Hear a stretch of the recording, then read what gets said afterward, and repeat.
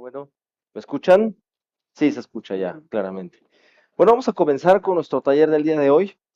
Este es un taller muy interesante, creo que es la primera vez que en realidad en un congreso cardiológico vamos a hacer un taller, no con un atleta de alto rendimiento, esto lo hemos hecho antes, pero sí con un atleta olímpico. Evidentemente siempre le agrega un tenor un poco más de realidad práctica a lo que hacemos nosotros como cardiólogos rehabilitadores enfocados a la cardiología deportiva. La prueba de ejercicio que vamos a ejecutar el día de hoy es una prueba de ejercicio que llamamos cardiopulmonar. Es una prueba de ejercicio con análisis de gases expirados. Ramiro, por cierto, no te había saludado. Muchas gracias a nuestros patrocinadores también por estar aquí. Y quiero presentar, por supuesto, a mi equipo, al equipo que va a estar conmigo, junto con el atleta, para desarrollar esta prueba. Es una prueba en vivo. Entonces, evidentemente, todo lo que van a estar viendo, pues no es más que la transmisión en tiempo real de lo que está viendo el atleta y de lo que nosotros como profesionales de la salud también estamos viendo mientras el atleta está ejecutando su ejercicio. Evidentemente, como lo van a ver, es una prueba de ejercicio poco compleja. Entonces vamos a tratar de explicar los pormenores más básicos de la prueba de ejercicio cardiopulmonar, porque bueno, realmente agarrarle un poco el carril al entendimiento de lo que son las curvas de Wasserman y a la fisiología cardiopulmonar implica tener conocimientos un poco más profundos de fisiología del ejercicio, pero queremos justo hacer muy accesible a todos ustedes como cardiólogos esta prueba, que es una prueba hermosa. Y eso los explico siempre a todas las personas que se presentan, porque no es más que el libro abierto del cardiometabolismo del paciente que tenemos delante para ver cuál va a ser no solo el pico tope del rendimiento físico posible para él, sino todo en la constitución cardiopulmonar, metabólico, energética que ha llevado a este sujeto, en este caso al atleta que tenemos con nosotros, a que tenga este rendimiento deportivo como tal. Quiero presentar entonces a mi equipo. Voy a presentar al doctor Julio Muñoz, que es cardiólogo, ecografista y rehabilitador cardíaco, al doctor Marco Reza, también rehabilitador cardíaco y cardiólogo, y al doctor Luis Camas. Luisito, levanta la mano para que te vean todos, que es médico del deporte y rehabilitador cardíaco también. Y hoy tenemos a Diego Ballesta, que es clavadista olímpico mexicano, con mucho orgullo lo tenemos aquí, a quien quiero agradecerle, por supuesto. Diego, muchas gracias el que esté aquí con nosotros. Él ya entrenó el día de hoy, ya se aventó su rutina de 6 horas, como buen clavadista profesional que es, pero a pesar de ello, pues está dispuesto a estar aquí en el Congreso Hart Monterrey para ser el modelo de nuestra prueba de ejercicio cardiopulmonar. Comienzo a contextualizar, porque realmente tenemos poco tiempo, es 1 hora para hablar de esto, menos ya, 50 minutos. La prueba de ejercicio, como ustedes pueden ver, es en realidad un estímulo físico con ejercicio físico. En este caso lo haremos con carga incremental al punto máximo de esfuerzo. Hay pruebas máximas y submáximas, ¿eh? De hecho, las pruebas submáximas son las típicas pruebas de campo que hacen muchos los atletas deportivos. Pero en este caso, no vamos a hacer una prueba de campo, vamos a hacer una prueba máxima limitada por síntomas. Esto es al pico máximo o tope del esfuerzo. Como lo vamos a estar observando, es una prueba que tiene en realidad el trazo electrocardiográfico en tiempo real, como lo van a ver aquí en la pantalla de su lado derecho, donde está la frecuencia cardíaca. Vamos a poner la presión arterial y aquí tenemos el electrocardiograma basal, que realmente pues, es un electrocardiograma de un atleta sin ningún inconveniente. En tiempo real, por supuesto, vamos a estar midiendo no solamente la respuesta cronotrópica, la respuesta presora y las METs calculadas por carga que nos va a estar dando la máquina, sino también vamos a estar pendiente de que no haya arritmias o isquemia, que es básicamente lo que nosotros como cardiólogos enfocamos cuando hacemos el trazo eléctrico convencional. Pero justo el punto brillante de la prueba de ejercicio que vamos a hacer ahorita es agregar el análisis de gases expirados. Entonces, si me pueden ir poniendo las dos pantallitas para que se vea de un lado el trazo electrocardiográfico y del otro lado el CIPET, vamos a ver de este lado entonces el análisis de gases expirados. Nosotros en realidad como cardiólogos sabemos que el consumo máximo de oxígeno, que es lo que medimos directamente a través de esta mascarilla cardiopulmonar, es la máxima capacidad energética que tiene un sistema para llevar a cabo justo una actividad. Entonces, aunque realmente pareciera ser que el valor útil, inmediato, práctico, casi exclusivo de la prueba de ejercicio cardiopulmonar como la que vamos a hacer hoy es la obtención del consumo máximo de oxígeno, no es su única aplicación. Tiene otras. Nos permite ver también cómo está funcionando pulmón, volúmenes corrientes, el volumen minuto final, si tiene componente cardíaco o componente pulmonar, cómo se comporta el corazón en el esfuerzo. Nos permite determinar umbrales ventilatorios y, por lo tanto, estratificar zonas de entrenamiento. Y por si fuera poco, también tenemos calorimetría indirecta, también obtenido directo de los gases expirados, que nos dice cuáles o cuáles son los macronutrientes específicos o preferentes que se están utilizando durante la ejecución de la prueba de ejercicio. Entonces, si se fijan, es un estudio brillante. Y teniendo un atleta como Diego, bueno, pues va a ser muchísimo más fácil, por supuesto, llevar a cabo esto y entenderlo mejor. Entonces vamos a tener de este lado el trazo electrocardiográfico y de este lado, por supuesto, los gases expirados. Antes de comenzar, la máquina siempre debe de calibrarse. Por eso es que ahorita nos están poniendo de este lado las calibraciones que se tienen que dar con presión, volumen y temperatura. ¿Por qué? Porque no es lo mismo hacer una prueba de ejercicio cardiopulmonar aquí en la ciudad de Monterrey que en la Ciudad de México o que en Cancún.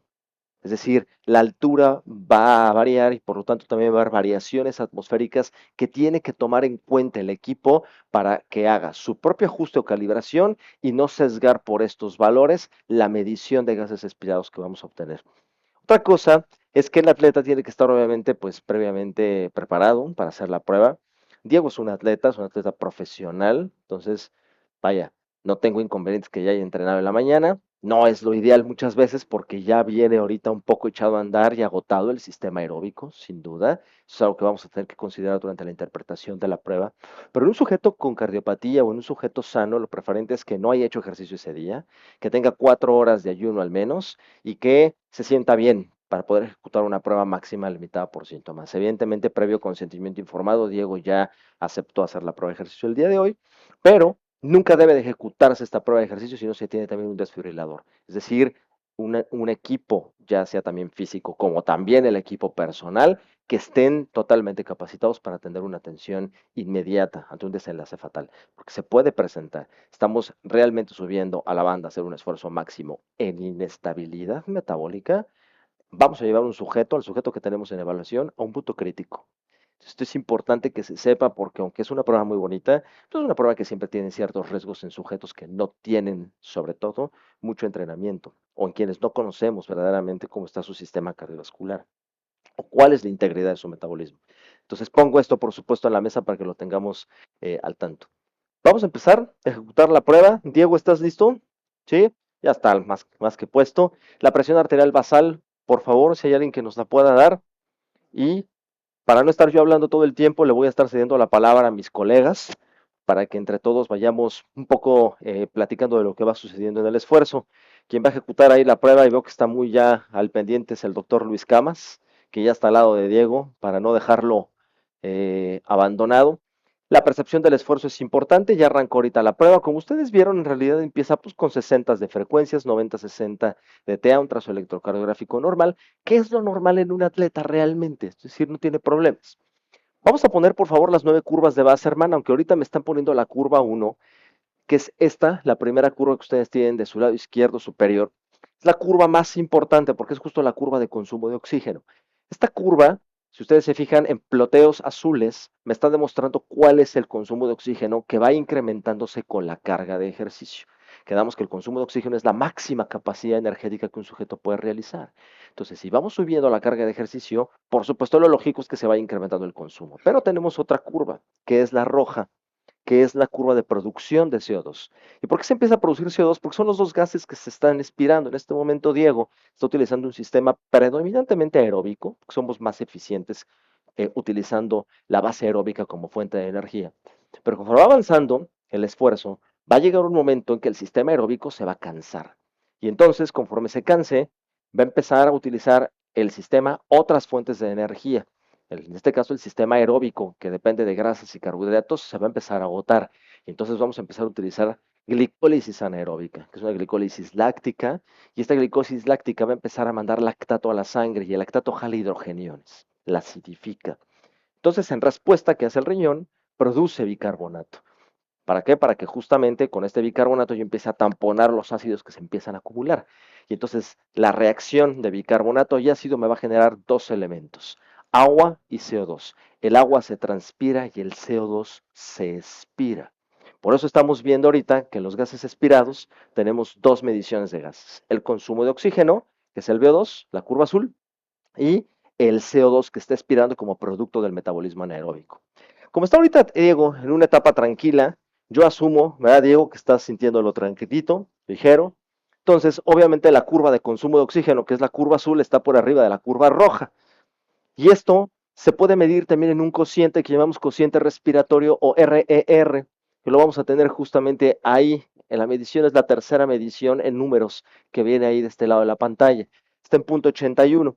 Cuando el RR está bajo de 1, significa que el metabolismo pues, es francamente aeróbico. Es decir, realmente, ay, gracias, esto me va a ayudar mucho. Ok, es este de aquí. Este de aquí, el RR.80. ¿Por qué? Porque va a ayudar mucho a que ustedes entiendan que cuando está bajo de 1, el paciente está utilizando realmente una fuente oxidativa, francamente aeróbica como fuente de energía. Por eso el consumo de oxígeno supera mucho a la producción de CO2 y el RR es la división entre el CO2 y el consumo de oxígeno. Por eso está bajo de 1. Cuando estas curvas se crucen, ahorita que me pongan estas dos, la de consumo y la de la producción de CO2 se crucen, este RR va a ser igual a 1. ¿Y qué significa esto? Que es el punto en el cual se entrecruzan los metabolismos y en este momento ya están en competencia, el aeróbico y el anaeróbico. Empezamos a dejar la fuente más importante y relevante donde estamos más cómodos con la oxidación de los ácidos grasos y los carbohidratos como fuente de energía, pero vamos a empezar a utilizar también fuentes glucolíticas lácticas. Y ahí se va a poner interesante porque el paciente ya no lo va a sentir tan ligerito como ahorita lo está sintiendo Diego, ya lo va a empezar a sentir moderadamente intenso. Pero cuando superemos el 1 del RR, significará que la producción de CO2 ya es excesiva, es decir, ya superó la del consumo de oxígeno, porque ya el metabolismo oxidativo está francamente tronado.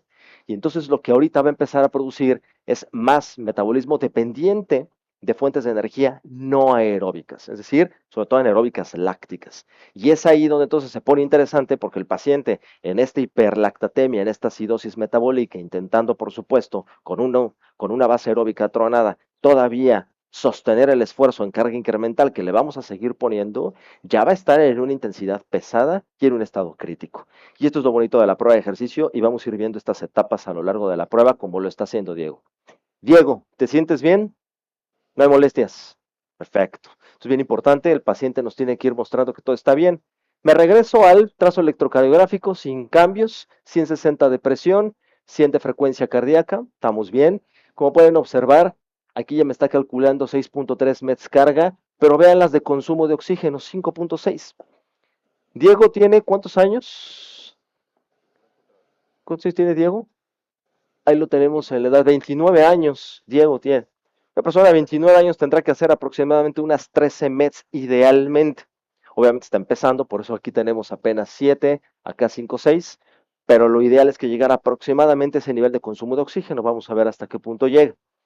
Les voy a ir explicando la importancia del resto de las curvas de Wasserman para que entendamos no solo el trazo electrocardiográfico y el consumo de oxígeno, sino todas las variables cardiopulmonares, que era una de las de los objetivos primarios que tenía este simposio. Esta curva, que es la segunda curva de Wasserman, como pueden ver, es la curva de pulso de oxígeno, que es la curva que me dice la relación entre el consumo de oxígeno dividido entre la frecuencia cardíaca, que es esta línea roja. Por ley de fisiología del ejercicio, la frecuencia cardíaca se incrementa lineal con la carga.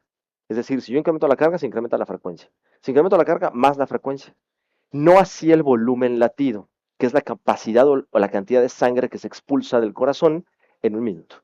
Es decir, el volumen latido se incrementa lineal en las primeras etapas del esfuerzo, pero cuando el sistema aeróbico comienza a combinarse con el anaeróbico, llega un momento que por la misma ley que llamamos de Frank Starling los cardiólogos, aumenta la contractilidad por la longitud de la fibra, pero va a llegar un momento que ya no va a poder elongarse más, aun cuando aunque se incremente el volumen latido también y el gasto cardíaco. Y por esta razón se va a empezar a comportar como si tuviera una meseta en etapas más avanzadas del esfuerzo. Entonces rompe la linealidad con respecto a la carga. Pero esta curva es muy importante porque nos dice a los cardiólogos cómo se comporta el sistema cardiovascular. Quiere decir que si este pulso de oxígeno que le llamamos que es el consumo entre la frecuencia, está abajo del teórico predicho para su edad, en este caso será 14 para Diego, o en el máximo esfuerzo vemos que no solo no asciende, sino que se cae, ese paciente está teniendo disfunción ventricular izquierda, está claudicando el ventrículo izquierdo. Y comúnmente en la prueba de ejercicio convencional lo vemos por caída de la presión arterial. La respuesta presora se cae también, si hay respuesta hipotensiva asociada al esfuerzo.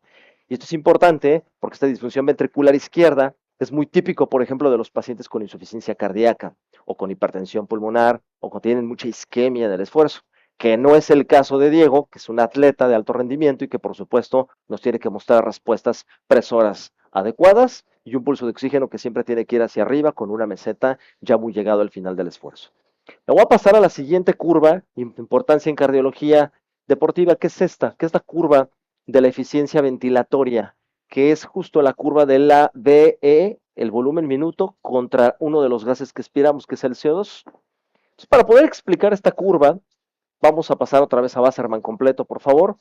Tenemos que irnos mejor a esta curva primero, que es la curva del volumen minuto, que es la curva central del panel de Wasserman.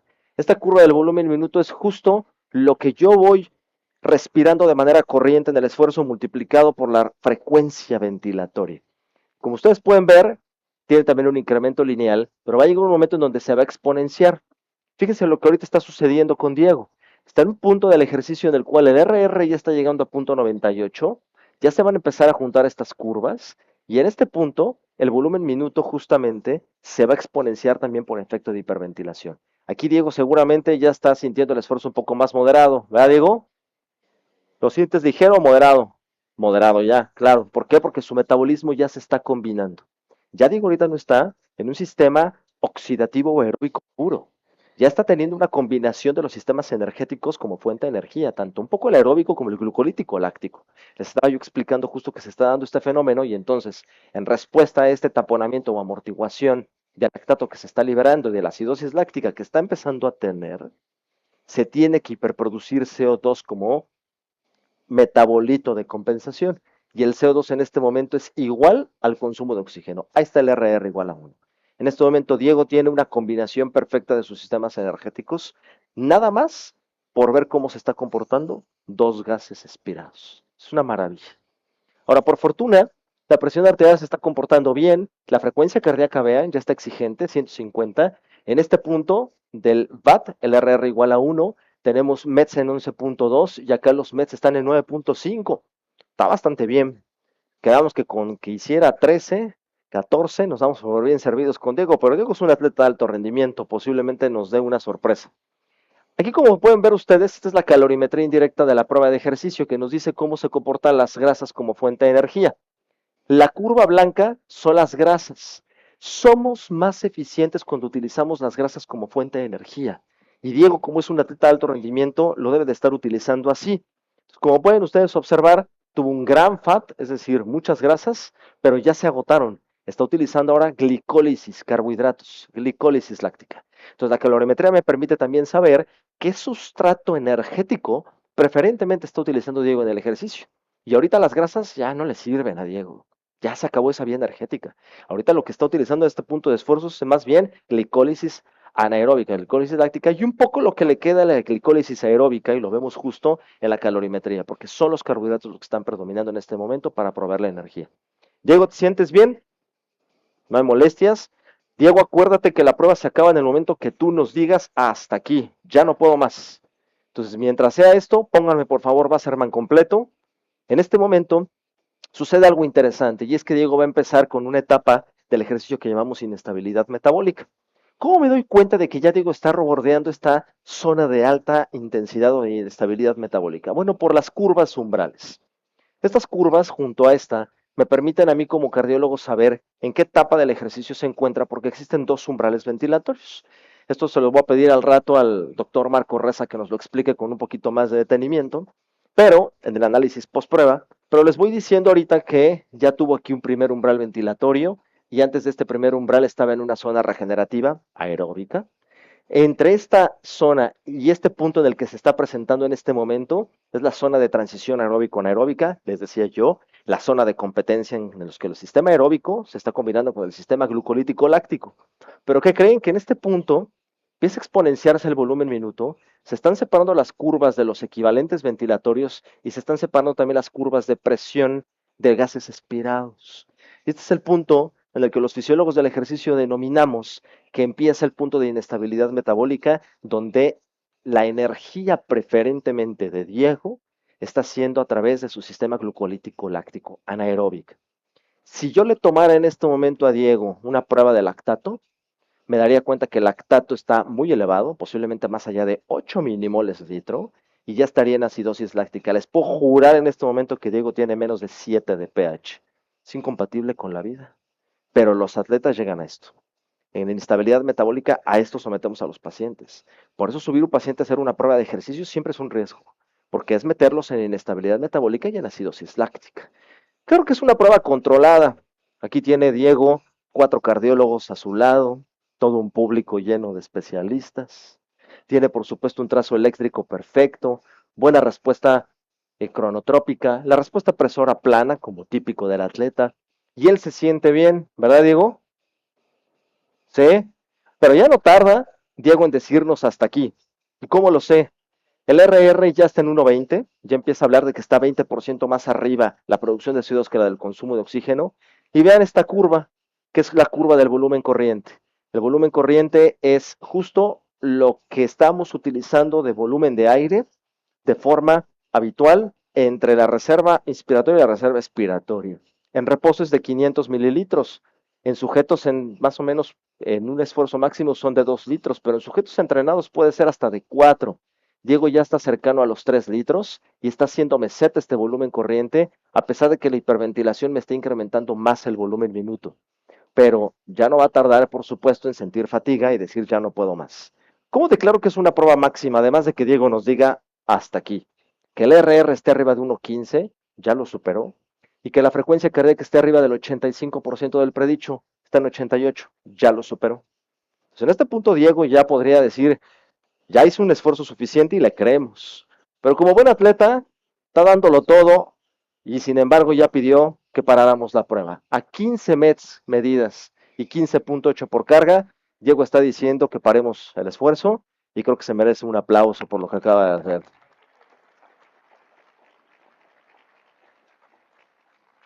Bueno, ¿te sientes bien, Diego? El trazo eléctrico está perfecto y obviamente como lo esperábamos, como un atleta olímpico, pues está su consumo de oxígeno por arriba, 15-20% por arriba de su edad y género. Yo le pedía 13.5, me hizo 15 por consumo, pero entrenó 6 horas en la mañana. Evidentemente, sin haber entrenado, seguramente su consumo de oxígeno sería mayor. Y esto es importantísimo que lo pongamos en la mesa. La recuperación del ejercicio es tan importante como el esfuerzo. La recuperación del ejercicio me dice qué tan íntegros están no solamente el sistema energético metabólico, sino también el cardiopulmonar y por lo tanto también el lavado de ácido láctico en la sangre. Básicamente me dice 3 cosas. ¿Cómo está la regulación autonómica? ¿Qué tanto estoy pagando la deuda de oxígeno? ¿Y qué tanto estoy en realidad lavando el ácido láctico que se quedó tan acumulado en sangre que necesito en esta etapa lavarlo, sacarlo de la sangre para que se disminuya el nivel de acidosis láctica y llevarlo al hígado y transformarlo en glucógeno? Esta vía energética o metabólica se llama ciclo de Cori. Y todo esto está sucediendo en este momento en el organismo porque el organismo es tan inteligente que una vez que empieza la recuperación, entiende que tiene que echar a andar mecanismos de descenso. Y es lo que ahorita está sucediendo. ¿Cómo veo si en realidad está teniendo regulación autonómica? Bueno, me doy cuenta porque al primer minuto Diego debe de recuperar por lo menos 12 latidos, al tercer minuto 22 latidos.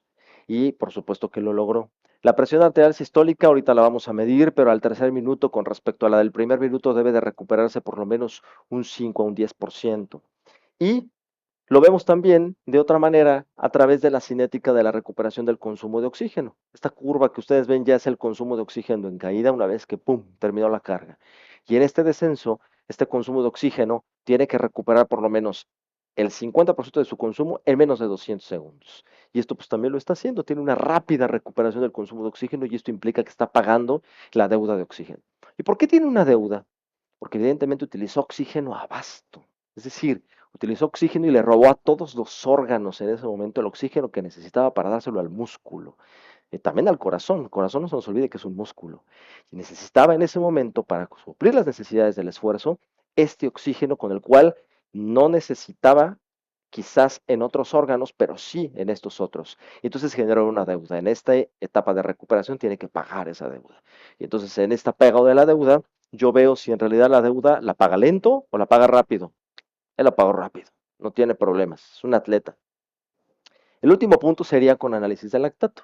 Ver si el lactato, que quizás llegó a 12, 13, 15, no importa, posiblemente ya lo recuperó y lo va bajando, aunque el lactato por supuesto tarda tiempo en bajar. Ya paró la prueba, Diego, ¿te sientes bien? ¿Sí? Al final ya nos dirás tus impresiones, pero bueno, evidentemente después de 6 horas de entrenar y luego echarte la prueba de ejercicio, te debes sentir muy cansado, por lo menos un desayunito ahorita, ¿no? Bueno, vamos a hacer un análisis post prueba. Si hay preguntas, me gustaría en el público, por supuesto, que se fueran dando, sobre todo para ir resolviendo, pero me interesa mucho ahorita, por ejemplo, que el doctor Marco Reza se tome un tiempo ahorita que está la recuperación del ejercicio todavía para hablarnos de los umbrales ventilatorios y ahorita nuestro otro ponente nos hable de las curvas pulmonares. ¿Parece? Listo. ¿Qué tal? Soy el doctor Marco Reza, cardiólogo y rehabilitador cardíaco.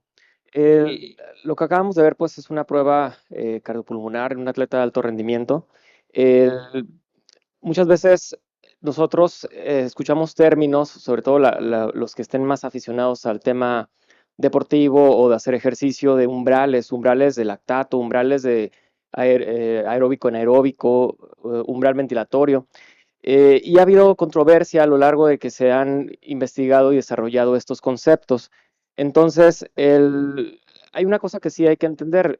Durante el ejercicio realmente ocurren cambios fisiológicos extenuantes y es una lucha constante de mecanismos reguladores del cuerpo por tratar de estabilizar sobre todo los productos, vamos a llamarle desechos, de producción de energía.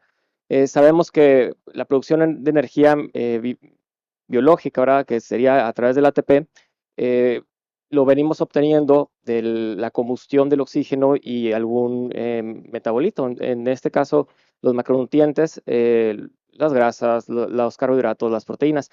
Y cuando un organismo entra en una fase de estrés físico, empezamos a echar a andar estos mecanismos por las diferentes vías metabólicas y como ya lo comentaba el doctor Lara, durante las primeras fases del ejercicio, nosotros obtenemos energía a partir de lo que vienen siendo los ácidos grasos, a través de la beta oxidación principalmente. Eh, Sabemos que el producto final de todo esto va a producir iones de hidrógeno, entonces se va a ir acumulando, esto va obviamente a descender el pH, ¿verdad? Del cuerpo, pero a través de mecanismos compensadores se va a ir amortiguando y se va a ir transformando o derivando a formas más fáciles de desechar como es el CO2. Entonces, conforme el organismo va adaptándose a la recuperación de un esfuerzo físico, tiene que estar, nosotros la forma más rápida de eliminarlo, además del sistema buffer, es la respiración. Por eso la ventilación minuto va incrementando, no solamente por el número de respiraciones, sino en el volumen. Y esta va a ser individualizado dependiendo de la capacidad y entrenamiento de cada atleta. Entonces, lo que comentaba ahorita el doctor Lara respecto a los umbrales ventilatorios, ¿sí? El determinar en qué punto se vuelve el sistema aeróbico y anaeróbico, lo podemos determinar a través del comportamiento de las diversas curvas, pero en la evolución del ejercicio, ya que tenemos una fase regenerativa, pasamos una fase de equilibrio y luego una inestabilidad metabólica, como ya las describió el doctor durante la prueba. En este panel que tenemos aquí, la curva, se hace una relación entre el volumen minuto y el consumo de oxígeno y el volumen minuto con la eliminación de CO2. Ya nos quitaron el. Ok. Entonces, el método se llama método de equivalentes. Entonces, esta línea azul que correspondería al equivalente ventilación VO2 o de consumo, sufre una deflexión inicialmente negativa y luego tiene una deflexión positiva. Donde hace esa deflexión, ¿sí? Ahí consideramos que entra o se mide el primer umbral ventilatorio. El umbral ventilatorio vendría siendo la transición de zonas, es decir, de la zona regenerativa a la zona de equilibrio, ¿sí? Entonces, determinar ese primer umbral nos permite saber dónde está el cuerpo o el organismo compensando de una forma más eficiente. Claro, está trabajando, está sintiendo fatiga el paciente, pero la puede sostener. Posteriormente, esta curva azul que ustedes ven vuelve a tener otra deflexión. Dependiendo del protocolo que se haga con los pacientes, a veces no es tan sencillo verlo, sobre todo el segundo umbral. El segundo umbral marcaría el inicio de la fase de inestabilidad metabólica. Entonces, se considera por definición la segunda deflexión positiva. Se pueden hacer una proyección a, a esta curva que tenemos, ¿sí? Que analiza las presiones al final de la expiración, tanto de CO2 como de oxígeno, eh, y sufren cambios muy similares, pero que nos ayuda a tener una precisión más para determinar estos umbrales. Cuando la línea de PET-O2, que es la azul, también sufre la deflexión positiva, coincide o debería coincidir con la curva del equivalente ventilatorio que es del volumen minuto con el VO2. Entonces, aquí podríamos definir el primer umbral. Cuando la curva del PET-CO2, o sea, la presión del CO2 al final de la respiración, sufre una deflexión negativa, ¿verdad? Coincidiendo con la segunda deflexión positiva de la curva de equivalentes, ahí determinaríamos el segundo umbral ventilatorio. Tendríamos también el umbral aeróbico anaeróbico, que podemos sacarlo ya sea por la curva donde estamos midiendo el cociente respiratorio y atraviesa la unidad, ¿sí? O bien viendo la calorimetría cuando termina el FatMax, que sería cuando ya hace la transición del metabolismo, dependiendo, bueno, el del metabolismo aeróbico contra el anaeróbico. ¿Puedes ponerme, bueno, la calorimetría también? Otra de las cosas es que este comportamiento o desempeño de un FatMax que se ve más en atletas que desarrollan o entrenan ejercicios de resistencia, esto es lo que para el corazón nos ayuda más, le da un mejor acondicionamiento eh, con fines cardiosaludables. A partir del momento en que empieza el metabolismo anaeróbico y hasta el final de la prueba, podemos también describirlo como una resistencia a la fatiga. Pero el atleta que entrena más ejercicios de fuerza, esta parte se desarrolla más en el tiempo o lo sostiene. Entonces, lo ideal sería hacer ejercicio tipo concurrente, es decir, tratar de desarrollar ambos componentes, dinámico y estático, para tener una mejor prueba y un mejor fitness cardiopulmonar. Gracias, Marco. Bueno, vamos a poner, si quieres, otra vez más Arman completo. Faltaba explicar nada más estas curvas finales. Ahorita le voy a dar el foco a Julio para que explique los valores máximos. Quedamos que el volumen corriente es este. El volumen corriente multiplicado por la frecuencia ventilatoria me da el volumen minuto, que tiene que tener, si bien está una curva asintótica de reserva, es decir, una meseta al final, está todo lo contrario, es una curva logarítmica. Es decir, como más que yo incremente el esfuerzo, la carga de esfuerzo se debe de ir exponenciando. La reserva ventilatoria, que es esta curva de aquí, es la imagen en espejo de esta curva. Esta reserva ventilatoria comúnmente tiene una importancia clínica en nosotros porque nos dice si el componente pulmonar es el que está deteriorando el consumo de oxígeno o la reserva energética del sujeto.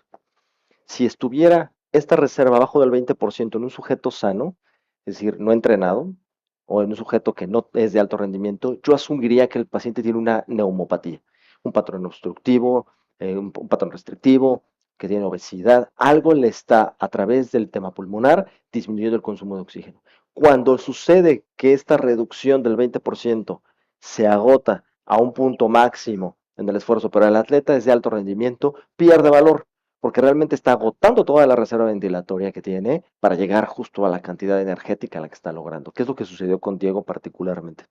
Y por último, esta curva, que es muy importante en cardiología, les decía, es la curva de la pendiente BB-CO2, que me dice qué tantos litros necesito respirar para sacar 1 litro de CO2. Esta curva es la curva de la eficiencia ventilatoria. Una persona es eficiente si tiene que ventilar poco para sacar el CO2, porque el CO2, acuérdense que está dentro y hay que sacarlo, nos intoxica.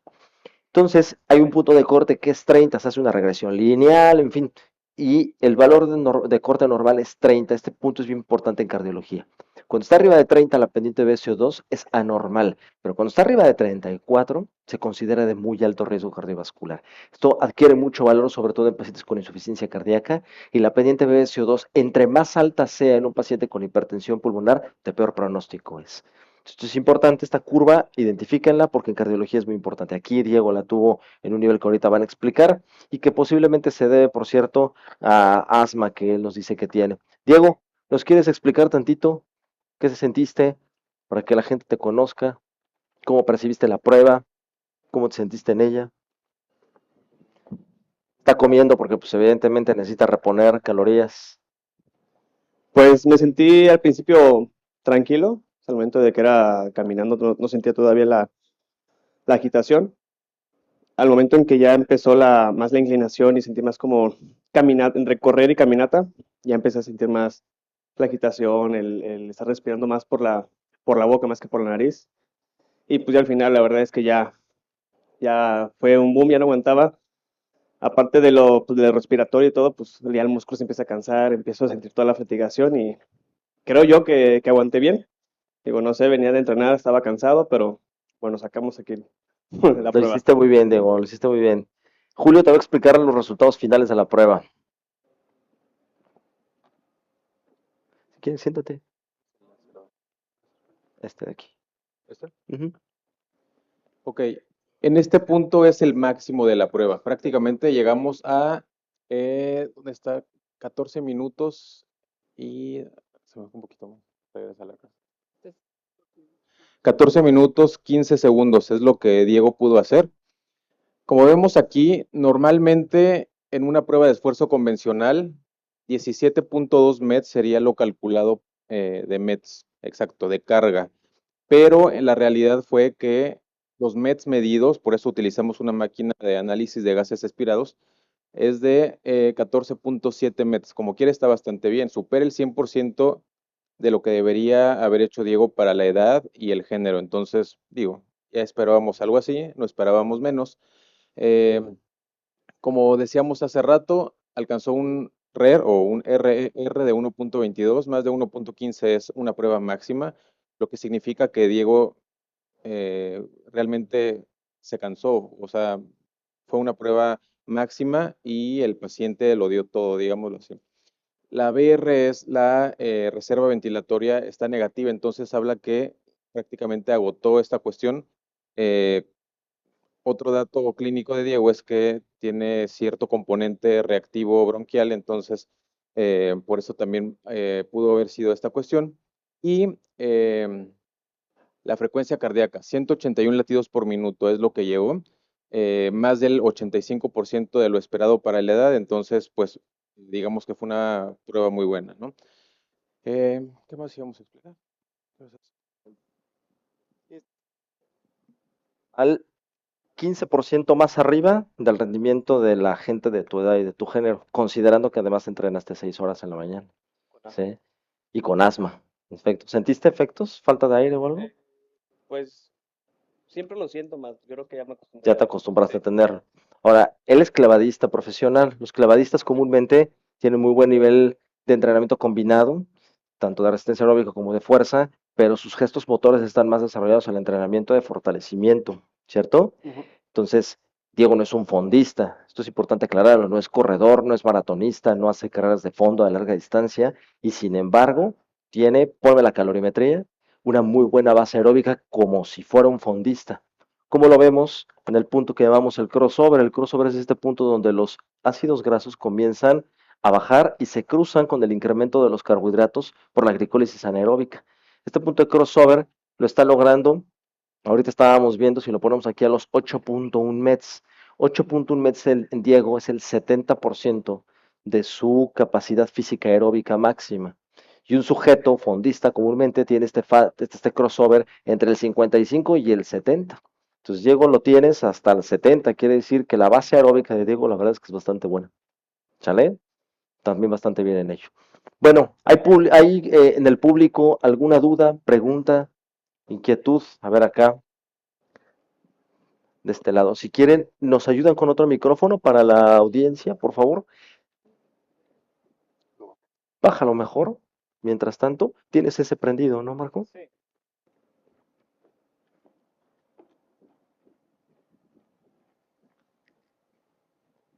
Gracias. En las pruebas de esfuerzo que hacemos los cardiólogos normales, no como ustedes, y que hacemos en los hospitales para detectar isquemia en nuestros pacientes, generalmente es una pregunta.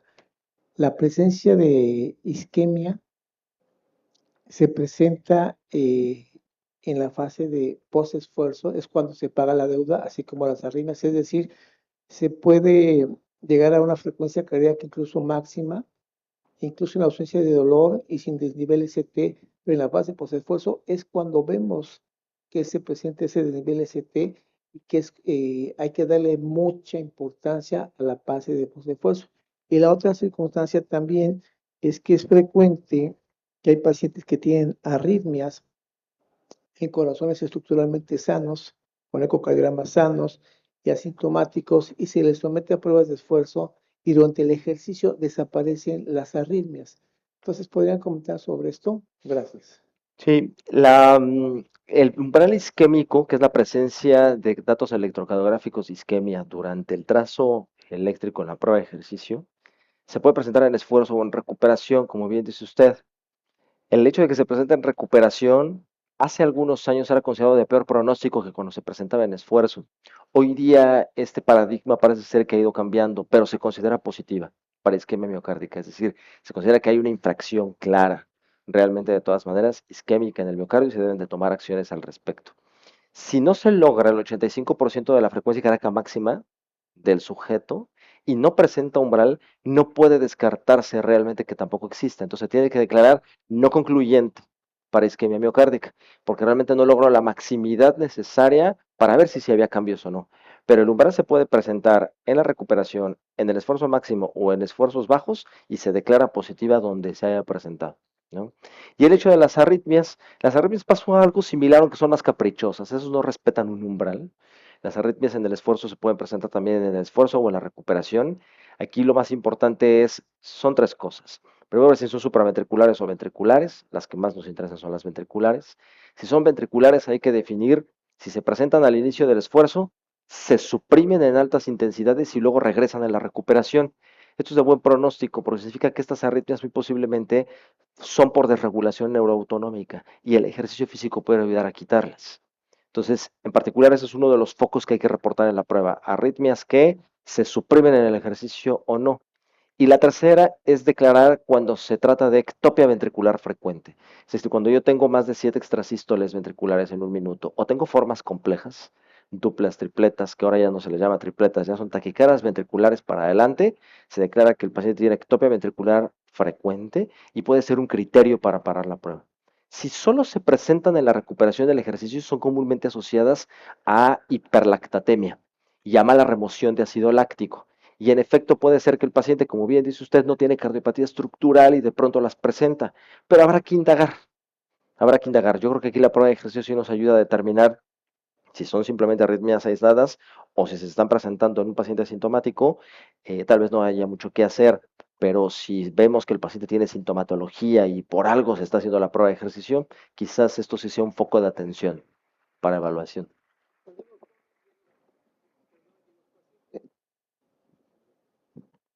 Perdón, y los pacientes en que no está indicado la prueba de fuerza por por cualquier circunstancia y que se les hace un ecodobuta y que la misma dobutamina es arritmogénica, así que necesariamente pudiera ser isquémica.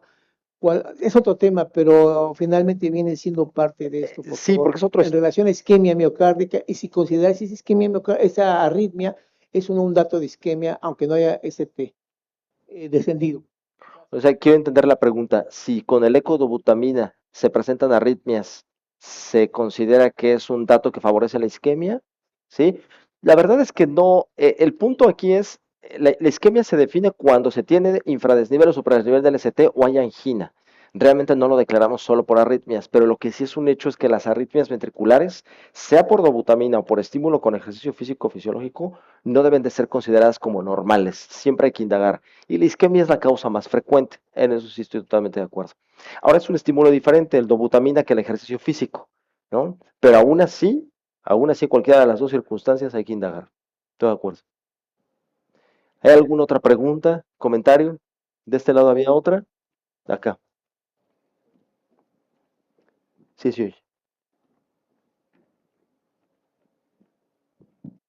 Una pregunta, doctor. En la fase posesfuerzo, cuando el paciente ya entra a la recuperación, ¿qué valor le debemos dar a la dispersión del QT? Que luego vemos que el QT varía en lo que se normaliza la frecuencia.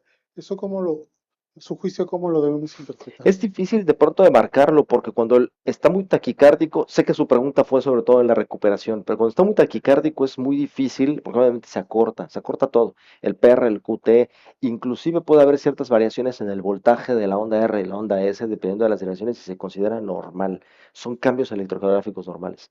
En la recuperación todo tiene que ir regresando a la calma, entonces si ahí es donde vemos que de pronto el PR se prolonga o el QT se prolonga, sí hay que declararlo porque sí puede ser una situación de anormalidad. El aspecto clínico tal vez no tiene mucha relevancia, porque quizás el paciente tiene pues, el QT que se va prolongando y de pronto corrige un poco, y el que lo haya hecho de forma intermitente no es tan importante. No es como que tenga, por ejemplo, un paroxismo de FA en la recuperación, que ese sí hay que declararlo porque nadie debería tener un paroxismo de FA en la recuperación, ¿no? Pero puede ser de pronto algunas variaciones en lo que recupera el tono. Lo que sí es más importante en cardiología a la hora de la prueba de ejercicio en la recuperación es sobre todo la variabilidad de la frecuencia cardíaca. Eso sí está como más descrito y está más ligado a pronóstico. Pero específicamente con respecto a la pregunta del QT, lo que hay que evaluar nada más es que en la recuperación no se termine por prolongando al final hasta el descenso, porque si no, entonces sí hay que declararlo y es un QT largo que se tiene que indagar. ¿Mm? ¿Alguien más?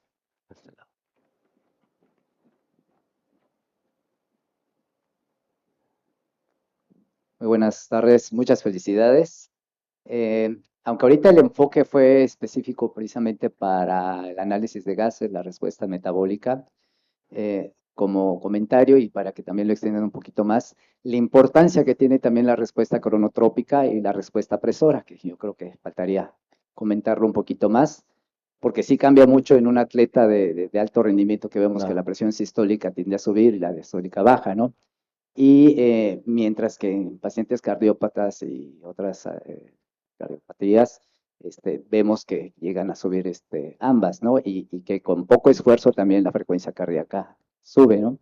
Y la otra también relacionada a la recuperación, que también es un dato importante de algunas anormalidades que llegamos a ver, sin olvidar obviamente la cuestión electrocardiográfica, ¿no? Extrasístoles y otro tipo de cuestiones que también se llegan a presentar. Y nada más como comentarios, si pueden también abarcar la importancia que tiene esa frecuencia cardíaca que comentaron de recuperación en ese primer minuto, sobre todo para diagnóstico a futuro de cardiopatías, y la diferencia que existe con los atletas de alto rendimiento, o sea, el porcentaje de la frecuencia cardíaca y porcentual que bajan es mucho más amplia. Entonces, sí, sobre todo en esa recuperación que los 3 primeros minutos son activas y después en esa recuperación pasiva, para ver el control de la respuesta del sistema simpático y parasimpático, que también eso es muy, muy importante. Ojalá nos puedan abarcar tantito más. Sí, ahorita de hecho los últimos minutos, yo me tengo que ir a otro simposio, pero el doctor Luis Camas va a hacer justo un redondeo de esta información aplicado al atleta. porque en efecto es muy diferente al sujeto entrenado, sano o no entrenado. Particularmente su pregunta sobre la respuesta cronotrópica, por lo que entiendo. Y la respuesta cronotrópica tenemos varias formas métricas para poder saber si fue correcta o no. La primera de ellas es que alcanza el 85% de la frecuencia cardíaca teórica. La segunda es que haya incrementado entre 8 y 12 latidos por cada MET carga lograda. Cuando no lo alcanza se considera que hay incompetencia y que ahí el sistema simpático no hizo su chamba o el parasimpático está reforzado. Habrá que ver si es un tema de enfermedad de nodo, se podrán indagar varias cosas. Y la tercera es a través del índice de respuesta cronotrópica. Todos los índices tienen un valor diagnóstico, pero el de mayor valor pronóstico es el segundo que les menciono. Entonces es importante que esto se establezca, como usted bien dice, porque los atletas de alto rendimiento tienen cronotropismos normales, ¿sí? No así con la respuesta presora. La respuesta presora sí es muy disímbola porque los atletas de alto rendimiento tienen mucho enfoque, sobre todo en respuestas simpáticas muy altas, pero en la recuperación rápidamente entra el parasimpático. Y sin embargo, no alcanzan a levantar presiones arteriales tanto como un sujeto no entrenado, ¿no? Por eso es que la presión arterial que levantó Diego, pues la verdad es que no nos ocasiona ninguna inquietud, realmente, ¿no? Pero le voy a dejar la palabra justo al doctor Luis Camas para que él pueda ahondar un poquito más en las conclusiones de la prueba de ejercicio cardiopulmonar ya en un atleta de alto rendimiento como tal. Y bueno, ¿quién mejor que él, que es médico del deporte, para que él pueda ahondar un poquito más en este tema? ¿Sí? Bueno, un aplauso también a todos. Gracias. ¿Te quedas tú? ¿Me ayudan con esto? Ahí está. Bueno, entonces para finalizar justamente el tema de cómo redondear esta prueba desde el enfoque de un atleta de alto rendimiento, lo primero es que hay que definir qué cosa es un atleta de alto rendimiento, ¿no? Entonces, ahorita por ejemplo con Diego tenemos que él fue cuarto lugar en clavados en Tokio, entonces es un atleta bastante competitivo del 0.0001% de la población y eso podemos medirlo a través de distintas variables. La primera de ellas, pues justo el tema electrocardiográfico, como ustedes pudieron ver en el reposo, no sé si nos pudieran ayudar justo con la imagen de la prueba, pero desde el reposo él tiene cierto patrón electrocardiográfico de repolarización precoz, entonces son cambios benéficos en el atleta y que seguramente si lo hubiéramos dejado un poquito más de tiempo sentado hubiéramos visto la bradicardia sinusal asociada justo al esfuerzo, ¿no? Segundo, y algo importante es que a lo largo de la prueba, él como va teniendo las etapas, podemos poner una etapa inicial, igual y por ahí, un poquito más adelante si quieres. Tenemos dos pantallas, la del lado con el trazo electrocardiográfico nos genera unos METs estimados, que en este momento estamos viendo 6.3, ahí bueno, 7 ahorita de color blanco, y eso tiene que ver con la velocidad de inclinación de la caminadora que yo estoy sometiendo al sujeto. Este número está estimado a partir de cortes poblacionales grandes, pero bastante heterogéneas. Recordar justamente que el tema del atleta de alto rendimiento es el porcentaje más pequeño de la población, ¿no? Entonces, en este tipo de ejemplos podemos ver que este tipo de sujetos no se ajustan a este tipo de fórmulas. Entonces, tenemos 7 METs por carga por la velocidad de inclinación que lleva, que son 4 kilómetros por hora, 12%, pero podemos ver que en la medición real él está consumiendo 5.8 METs, ¿no? Entonces, la primera conclusión que podemos tener es que a él le cuesta menos trabajo metabólico caminar a esa velocidad de esa inclinación que a la mayoría de la población. Ese es un dato inequívoco, justo que estoy ante una persona que está acondicionada. No sé si es atleta o no, pero está acondicionada y eso le lleva a su organismo a tener menos coste energético para poder satisfacer esa demanda. Segundo, el tema de los umbrales ventilatorios, de los cuales les hablaba Marco, tiene mucha importancia en medicina del deporte porque estos van cambiando de acuerdo con la carga de entrenamiento que vaya teniendo la persona. No es lo mismo evaluar a alguien en pretemporada, en temporada y en postemporada, y estos umbrales van cambiando de acuerdo a las cargas de entrenamiento. A lo mejor para el tema de cardiología no podemos dimensionar un caso importante hasta que vemos a los pacientes en rehabilitación cardíaca. El hecho de que yo pueda empujar estos umbrales durante el entrenamiento en un paciente con falla cardíaca o que es isquémico, habla de que es más eficiente durante sus actividades de vida cotidiana y que justo pueden hacer desaparecer umbrales arrítmicos o de isquemia, ¿no? En el caso de Diego, tenemos el primer umbral, el umbral aeróbico, justamente bastante desplazado hacia el lado derecho, que como ustedes vieron, más o menos está cerca del 70% de su totalidad de frecuencia límite. Es decir, de abajo del 70% hasta el reposo, a Diego, el organismo que él tiene, lo impulsa a moverse a partir de un metabolismo oxidativo, ¿no? Entonces, eso hace que sea muy eficiente tanto en la producción de energía como en la producción justamente de algunas sustancias que nos hacen percibir fatiga, como lactato, dióxido de carbono, etcétera. Después, lo que nos preguntaban justo del público, el tema de cómo valorar el hecho de que un atleta tenga buena o mala respuesta cronotrópica. Ya nos decía el doctor Lara que de 8 a 12 METs es como lo normal y lo que viene en cualquier libro de prueba de esfuerzo, pero si ustedes alcanzan a ver, por ejemplo, a la hora de medir, que vamos a medirlo justo contra los METs carga, veremos que entonces los atletas de alto rendimiento van a tener un menor número de elevación de latidos frente a la carga que les estoy poniendo, es decir, no se ajustan justo a esa fórmula de 8 a 12 porque seguramente tendrían una elevación menor de 8 latidos ante cada MET gastado. Y por último, pues ya el consumo máximo de oxígeno, que es una variable de la que han estado hablando anteriormente y que justo en atletas nosotros buscamos dependiendo de qué gesto deportivo. A lo mejor en Diego no impacta tanto el hecho de que gane más VO2 porque la prueba que él hace dura menos de 5 segundos a la hora de aventarse el trampolín de 10 metros, pero si estuviera frente a un triatleta o un ciclista o una persona corredora de fondo, sí es importante no solo desplazar el consumo de oxígeno a que sea cada vez mayor, sino más bien desplazarle los umbrales intermedios hasta que él pueda tener un mejor rendimiento deportivo. Recuerden que lo que medimos del lado izquierdo de donde ustedes están viendo, que es el tema electrocardiográfico, tiene mucho que ver también con la evaluación preparticipación. Como les hice la observación de algún tema de repolarización precoz, los atletas también suelen tener otros comportamientos que pueden llegar a rozar con el tema patológico, entonces diferenciar entre un corazón de atleta y un corazón que pueda orientarnos hacia alguna patología cardíaca, ¿no? Y bueno, con esta información vamos a cerrar el taller de prueba de esfuerzo cardiopulmonar. Les agradecemos su presencia.